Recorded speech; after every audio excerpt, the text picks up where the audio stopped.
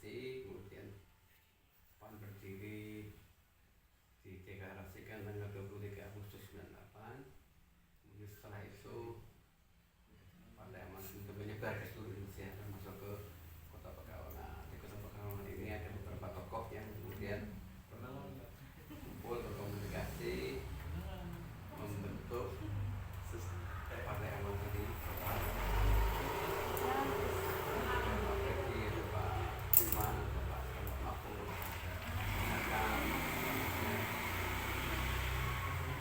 Dari tahun berapa? Kita berarti kan Pekalongan sendiri sekitar 98 mungkin ya, 98 awal atau 98 akhir. Karena setahu saya sekitar setelah lahir dia langsung seluruhnya bergerak mendirikan pada anak mungkin sekitar 98 akhir, karena 99-nya kan pemilu ya.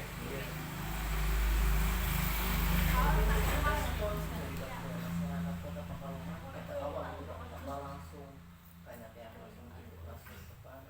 Waktu itu PAN kan luar biasa, banyak yang mengapresiasi, banyak yang menyukai apalagi kita tokoh reformasi ketika itu ya, sehingga euforia masyarakat itu banyak yang lari ke Partai Amanat Nasional. Apalagi waktu kampanye ada istilah laskar itu kan, yang pawai pakai motor, menangi berat ini nih. Kalau 2024 itu 2004 mungkin tidak menangi. Waktu itu itu kampanye pakai konvoi motor, laskar istilahnya. Itu caranya. Walaupun pada akhirnya ketika pemilu berlangsung kita tidak seperti euforia ketika kampanye, ternyata suaranya juga nggak begitu banyak lah, artinya tidak menjadi pemenang pemilu. Jadi memang masyarakat antusias, cuma ketika pada hari dia pemilu mungkin dia punya pandangan yang lain. Tapi alhamdulillah PAN tetap eksis sampai sekarang. Kita pernah 5 kursi di DPRD Kota Pekalongan, walaupun sekarang hanya 2 kursi. Kemarin 2019 kita 3, 2024 kita turun menjadi 2 kursi dari 35 anggota dewan sekarang. Nah, ini kan pada tahun kemarin Pak ya, 2024 itu kan tidak ada pemilu Pak ya. Yang kebetulan kan Bapak sendiri juga menjadi konsisten. Konsistennya. Itu untuk menanggapi daripada parlemen threshold itu gimana Pak? Ambang batas daripada parlemen. Parliamentary threshold itu ambang batas yang ditetapkan oleh undang-undang yang jumlahnya 4% dari perolehan kursi dan suara, 4%. Apabila di bawah itu maka partai tersebut tidak bisa mengikuti pemilu yang akan datang, atau ada inilah sanksinya lah. Nah, alhamdulillah Partai Amanat Nasional sepanjang sejarahnya itu selalu di atas 4%, 6%, 7%, antara itu 8%. Jadi alhamdulillah kita lolos parliamentary threshold, sehingga kalau parliamentary threshold kita di semua secara nasional kita masih bisa ikut kontestasi di 2029. Ya seperti P3 sekarang kan tidak lolos ya.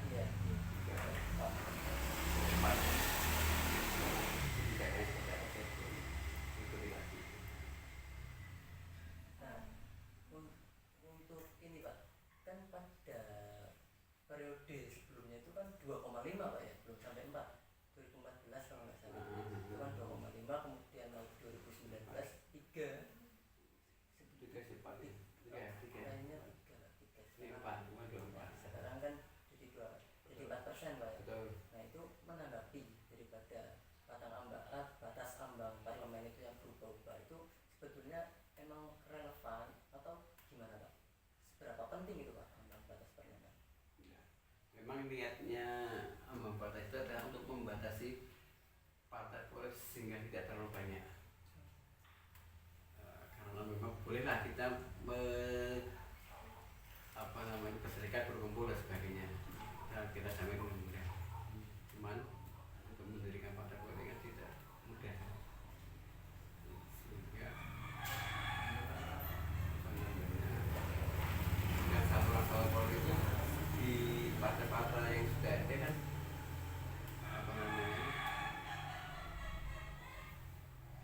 sudah menurut saya sudah bisa menyampaikan aspirasi masyarakat lah. Bolehlah tokoh politik atau masyarakat bikin partai, ikut pemilu. Tapi kalau tidak dibatasi, nanti semakin banyak partai yang ikut pemilu pada perolehan 0,0, kan itu kan tidak signifikan untuk perbaikan ini. Apalagi kalau tidak ada kursinya di parlemen kan agak, karena politik nasional, kebijakan strategis kita baik nasional maupun daerah pasti mengacunya pada partai-partai yang berada di parlemen, yang istilahnya didengar suaranya. Ya. Kalau partai-partai yang kecil pasti ya ada suaranya, cuma pengaruhnya kecil. Jadi kalau ada pembatasan, kita sepakati dibatasi, karena buat apa partai banyak toh konfigurasi masyarakatnya sudah terpetakan dengan sudah hampir jelas lah. Seperti PAN sendiri, kemudian ada Partai Umat. Partai Umat juga ternyata itu tidak ngangkat juga kan suaranya kan 0, sekian kan. Masalahnya lebih sopannya kan seperti itu. Jadi buat apa banyak partai yang kalau memang itu hari tidak mendapatkan dari masyarakat. Misalnya dengan Pak Anies waktu itu bikin partai ini, ya kita ujian itu gimana kan gitu juga. Itu jadi undang-undangnya bebas Pak ya, bisa membentuk partai gitu. Maksudnya kan tidak boleh membatasi hak warga negara untuk memberikan berkumpul, berserikat, berkumpul, mendirikan partai. Dan syarat mendirikan partai secara mana agak berat. 3/4 provinsi maksudnya, terus 3/4 kabupaten kota, supaya urusnya ada DPP-nya, itu kan pekerjaan yang sangat berat mas. Buat pengurus di tingkat daerah agak berat.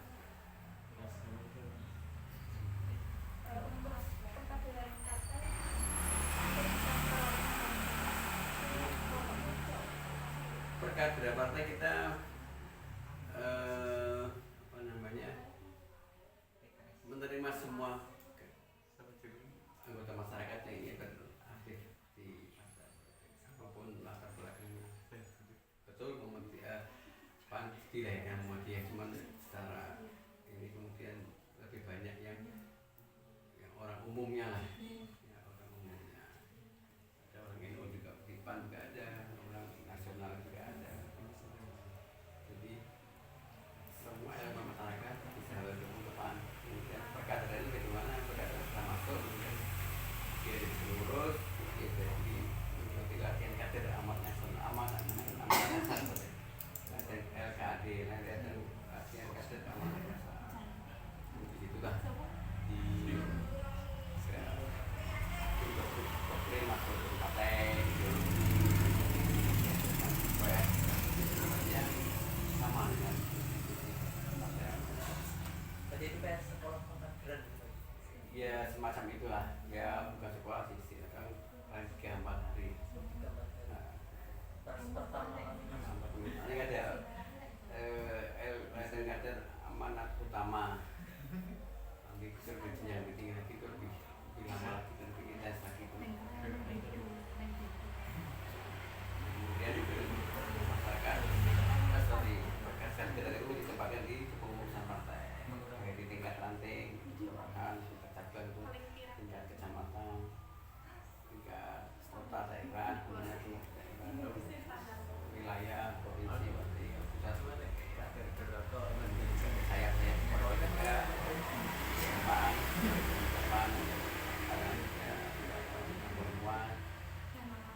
maksudnya perempuan amal nasional kuat. Mungkin gini Pak, untuk seorang calon kader apa anggota wali kota, DPR kota itu untuk biayanya itu semua ditanggung sendiri apa dari partai juga ikut bertanggung?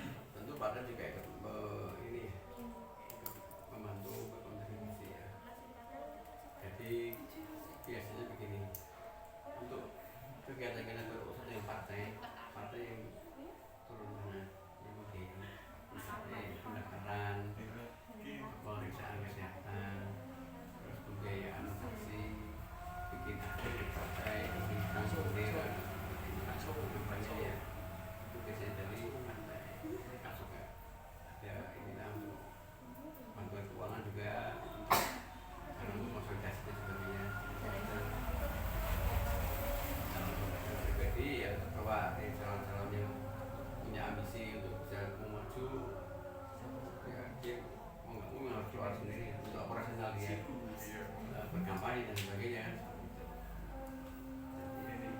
Jadi ya kayak partai ada dana juga dari Jadi artinya partai juga bantu gitu ya. semua tuh. Ini menanggapi kan partai tentu beda dengan partai yang lain ya.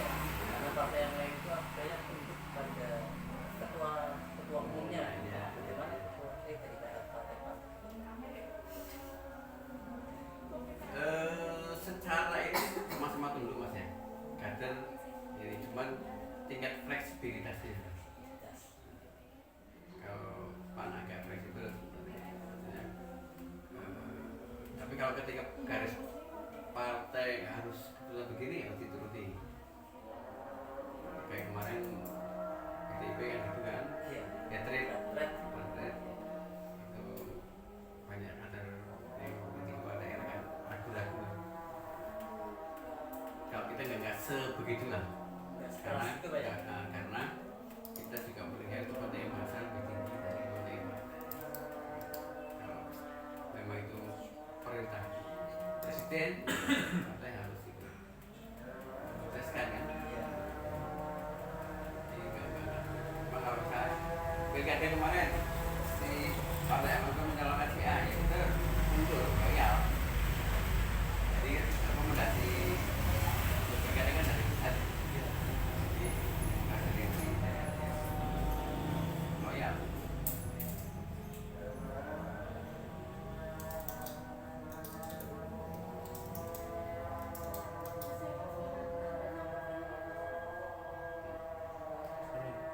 Untuk pendapat partai PAN sendiri itu tentang ambang batas nilai untuk perolehan kursi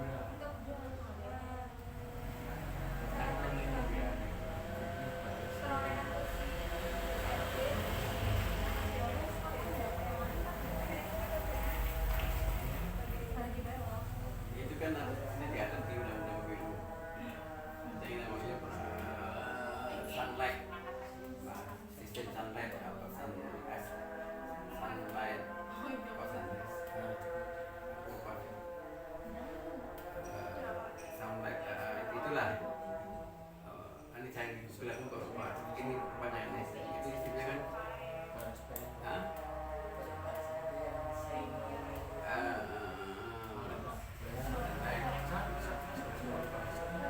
Misalnya bukan sunlight, lucian itu ya.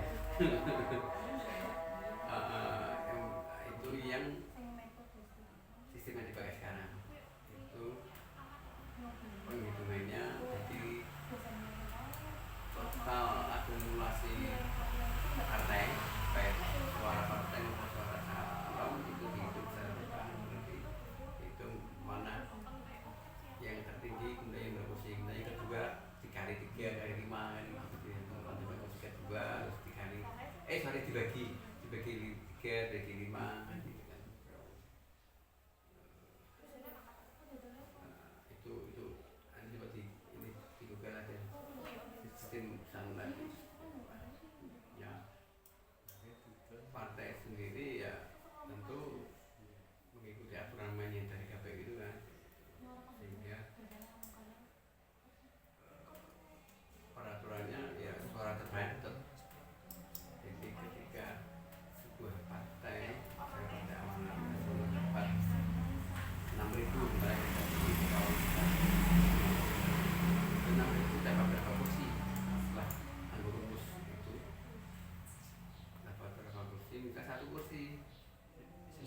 nih dari calegnya yang suaranya terbanyak itulah ya.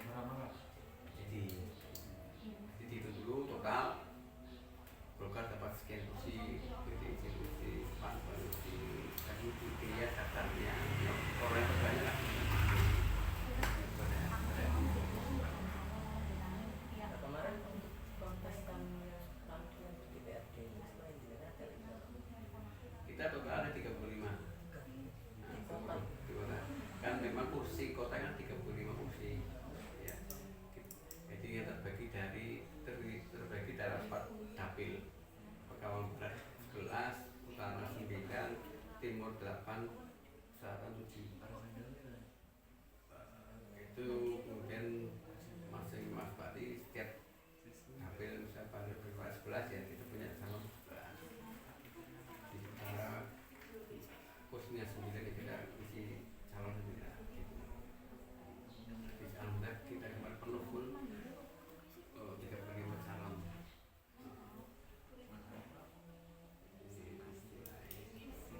Dari itu ya masing-masing caleg berikhtiar ya. Jadi ya kampanye dan sebagainya. tapi Partai Amanat Nasional itu salah satu partai yang menurut saya berubah karena selalu di atas 4%. Sedangkan yang tadi kami sudah bilang seperti P3 itu kan nomornya kan tinggi. Jadi sekarang kita melihat seperti itu Partai Amanat Nasional itu ada sebuah taktik atau cara gitu loh. Ya. Dan itu gimana? Ya memang tentu partai politik pasti punya strategi. Bagaimana mendekatkan partai ke masyarakat. Jadi kan pertama kenal, kemudian disukai, kemudian dipilih. Jadi ya, menjadi bahasan dari kita. Jadi kita bagaimana partai ini disukai oleh masyarakat. Caranya bagaimana? Caranya bisa menjawab apa yang menjadi keluhan masyarakat. Ya, misalnya komplain misalnya Pak banjir rob seperti apa? Bisa penjasari misalnya yang terpaksa partai amat nah itu tiap waktu itu kan pasar terbakar kemudian bangun kembali kan lama itu kan pembiayaan besar itu 200 miliaran kan kita nggak punya kemudian harus lobby ke pusatnya. Nah itu kemudian Menteri Perdagangan waktu itu kan Pak Zulkifli Hasan lewat Partai Amanat Nasional kita bantu lobby ke sana. Alhamdulillah Pak ini selaku Menteri Perdagangan bisa mengusulkan ke Menteri Keuangan untuk menjadi program nasional. Setelah dari Keuangan berikan ke Kementerian PU itu yang bangun. Ya, ini berarti kan dari ide muncul usulan dari Menteri Perdagangan yang kita support, kita ngobrol ke Pak Jonas itu untuk bisa segera programkan. Itu satu kali di depan. Ini untuk masyarakat Pak yang misalnya ada aspirasi gitu kepada kota Pekalongan itu bagaimana cara penyampaian dari masyarakat? Apakah terbuka Pak? Terbuka. Banyak masyarakat yang kesini yang menyampaikan banyak aspirasinya, banyak keluhannya. Jadi kan DPRD itu tugasnya 3, pengawasan, budgeting dan pembuatan. Jadi keempat juga ini yang tidak kalah ini tidak masuk aturan itu ini pasti menjadi perhatian itu nampung aspirasi masyarakat. Untuk banjir rob kita ambil program pembangunan tanggul, pembangunan bendung kendaraan. Nanti sebentar lagi mudah-mudahan kita ingin memperjuangkan untuk yang kali Memi dan Duri juga akan bisa untuk di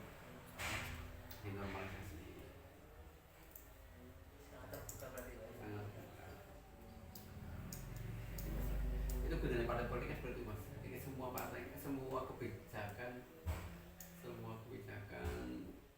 itu ada keputusan politik. Misalnya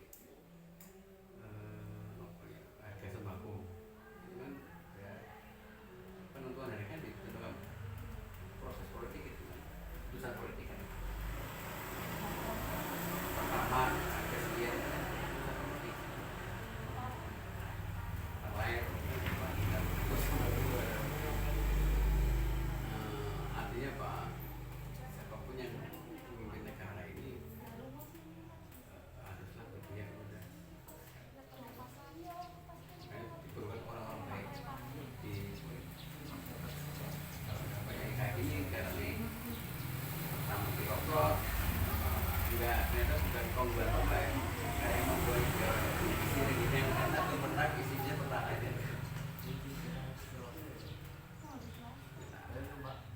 Ya, aspirasi banyak ke rumah sampai ke kantor ya.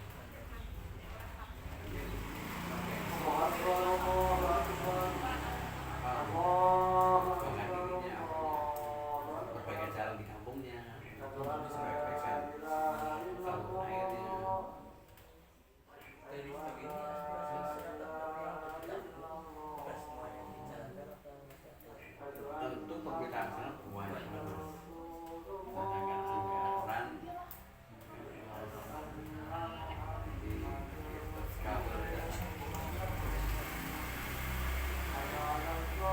penyangga biji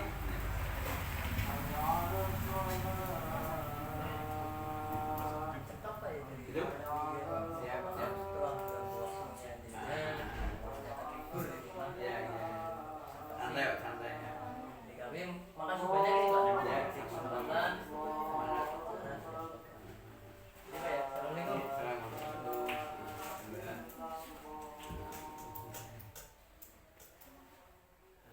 Karena sapunya ditunggu. Tapi kok Ini Pak. berapa tapi? Enggak apa-apa Pak. Tidak, itu mengganggu laporan deh. Boten